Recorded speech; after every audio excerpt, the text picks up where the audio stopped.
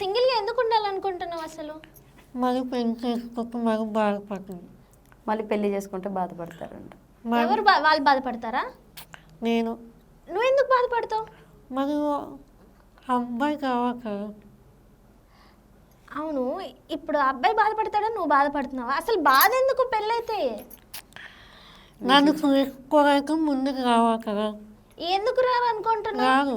ఇంతకంటే బాలేని వాళ్ళకి, చేతులు లేని వాళ్ళకి, కాళ్ళు లేని వాళ్ళకి అసలు నడవలేరు, ఓన్లీ వాళ్ళు ఇది చేస్తారు కదా, అలాంటి వాళ్ళకు కూడా పెళ్ళిళ్ళు అయ్యాయి, నేను చూసాను.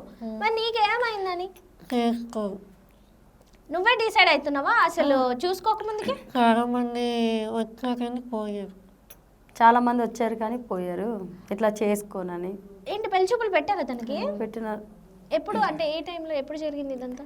అదంతా ఇంకా back 2 years back. 2 years back అట్లా సంబంధాలు వచ్చినాయి, వచ్చి చూసుకున్నారు, వెళ్ళినారు.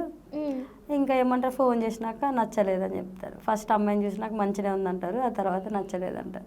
చాలా సంబంధాలు వచ్చినాయి, ఏది సెట్ కాలేదు. ఓకే, ఈమెకి నచ్చితే ఆయనకి నచ్చదు, ఆయనకి నచ్చితే వీళ్ళకి నచ్చదు.